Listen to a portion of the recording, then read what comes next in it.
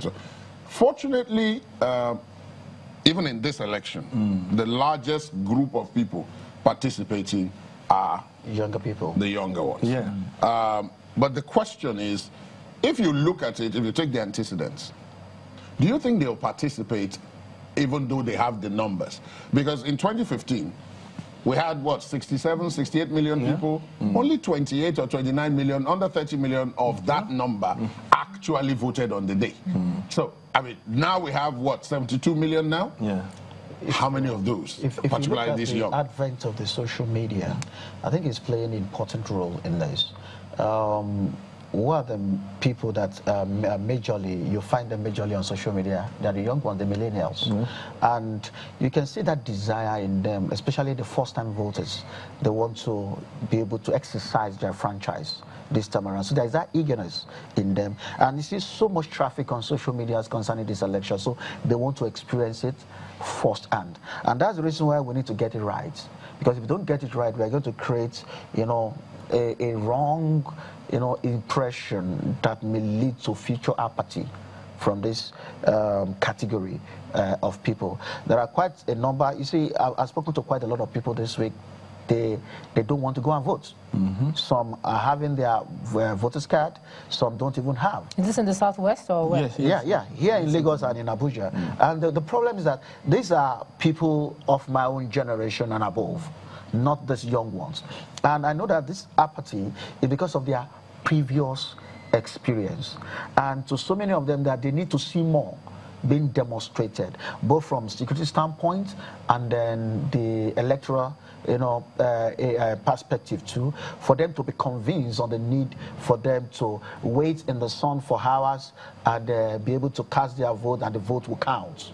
So that is the issue. So right now we're counting so much, and I've seen the direction of those that are involved in this, that they're actually targeting the millennials, especially the first-time voters, for, you know, reaching out to them with their programs, with their agenda, so as to ensure that they get their attention and they should vote for them. So that's why I said that, you see, while we're growing up, we had what's called moral instruction. I don't know what they call it now, whether it's civil, civic, whatever. You see, we need to develop a curriculum that will take care of this. I remember, you know, was it Plato or so, that says that every society has a responsibility of building up its youth for the future. And then you start determining the kind of education that you want to give to them. So those are the things that we need to begin to put there right from the beginning, that they will grow up to know that this is my responsibility, and my responsibility goes beyond somebody giving me a loaf of bread or a gari with granite and sugar. Yeah, given. But you know, Laddie's question is for tomorrow. I know you're talking about this generation that we're going to raise. Yeah. But for tomorrow, what are we going to see from this band of youth? Specifically because those who control the process, those who have the money to control the process in terms of their adverts and whatever, are not in that category. So what he's asking is, how is it going to be tomorrow? Yeah, for me, let me just add this. Okay. Sorry. Something someone said to me yesterday, I still can't get over it. He said, look, you better pray that there isn't any real priority Premier League game tomorrow, or that it doesn't rain, or that there's something else, one of these celebrities does not do something tomorrow. Because any of those three things could affect turnout. Yes, true. And unfortunately, there's no major match tomorrow. There's going to be on Sunday. Okay. So that there will be matches. But you've forgotten that we have this online betting, sport betting. That's right. And it's not limited to the major teams. You know, you've got quite a lot of them. You look excited. He comes back to the point I'm making. You look excited as you're talking about. Because I see them a lot and I see what they do. But the online betting may not necessarily be a distraction, because they can actually be doing it while they're voting. No, they can't do it while they are voting. They can do it around. Watching it. They will be watching, because, you see, I've seen the way this thing works. So I will say, okay, so person will score before the end of the match. So they continue to bet from the beginning, from the blast of the whistle till the end. You still see that another will say there will still be a goal in this match. So some people start taking their money. So you think that's enough to draw their attention away from I think the awareness is such that about 90% of them will overlook that. And they still try to witness, because we're talking about passion here now. This is something that many of them have been building for years. We're talking about 4 generations now, 4 years now. You know, the last was 2015. There are those that were 17 years in 2015 that could not participate, but they're having opportunity. So we're talking about those that are 17 years and those that were 14 years in 2015. So those people then are the ones that are the new entrants now for 2019. Who you think we'll see tomorrow? Yes, exactly. You think we're going to see them tomorrow? They've been waiting. Many of them have been waiting for 4 years, 3 years, 2 years, and a year to experience this. Do you agree? You don't look like it. Yes. See, I don't really agree to that. Do you know why? Because you mentioned social media. If you go to social media right now, the fear is Mr. President's statement. And we try to allay the fear that Mr. President's statement is to assure you of security, is to assure you that come out and vote. One area I think we have failed in all of this is the Federal Minister of Information. I don't know whose responsibility it is to educate the populace about this election, but like when we were growing up, remember the Mansa, all those stuff, you know?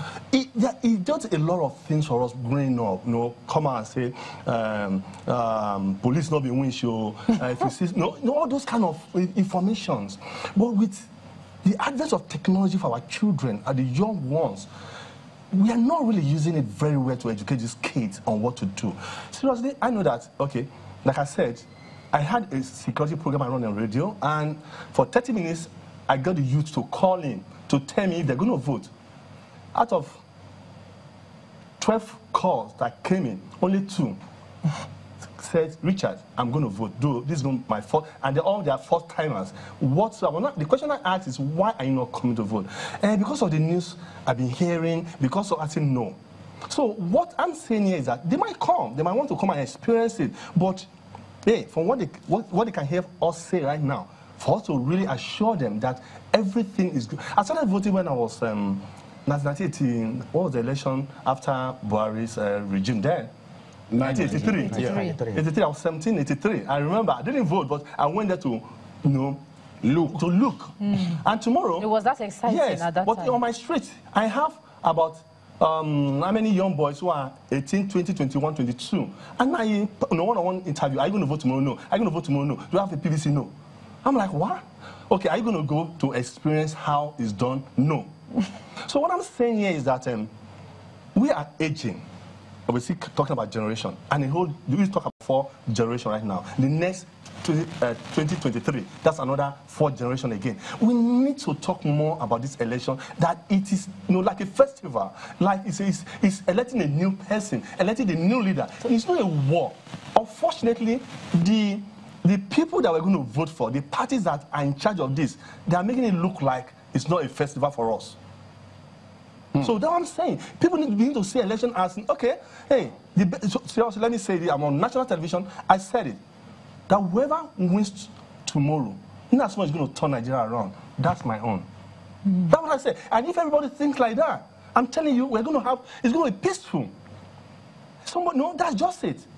But again, what we hear our politicians say, I've never listened to a campaign on television and somebody is articulating what they want to do. It's insulting the opponent. And the kids are watching. At a point, I had to ask my daughter to go in. You cannot watch this. It's supposed to be a campaign. No, let's think about that. We have young ones who are watching, who are in school, who want to see what the present government or what the coming government want to do for me. And we don't hear that. All they hear is fake news on social media, and that's what they believe in. So if we want to go with our children and this generation, we must work with them on social media and put the right news there for them. Now, that ties in, Ijoma, to what Kazim Akinreti was telling us yesterday about bringing in, the social media practitioners into the traditional, so that there's some form of interface between them. Because right now, they are free. But I don't know how many of them want to be brought in in that conversation. But that's an entirely different... I said something last week, and thank God, I'm happy that you mentioned the year of Ministry of Information. And I said that National Orientation Agency, I think they are the corporate here, they are the one responsible for this. And why are they failing right now? It's because they're not actually situating their program where they're supposed to situate it. Gone are those days when traditionally we have to wait for NTA before we get any form of information, and then we have to wait for Radio Nigeria before we can listen. Now, the medium within which people can actually reach, you know, it has been diversified. And most of the people that are interested in this are actually on the social media. This free media, medium in which they can actually get information that they want. So it's high time that NOA begins to re-strategizing and start getting the right kind of people into their program, developing a kind of curriculum that will reach the Nigerians. Because even if you look at crime and criminality, if you look at the demography of crime, these are the same people that you find engage in crime. If you're looking at most of the social vices that we're talking about, it is the same kind of people that you see. If there's going to be a violence in the coming election, majority of those that are going to be used as a tool, as a soldier, are this same generation. Yeah. So how do you take the message to them? If it is not that's too expensive for you to reach out to all the private TV stations, but at least you can develop content that can be shared on social media, that Twitter, Facebook, on WhatsApp and the rest, that people would definitely either retweet, reshare, and the message will go around the whole country, and people will be able to get the right kind of message that they want. Okay, if you look at what was going on the screen there, we see the acting inspector general of police joining the panel.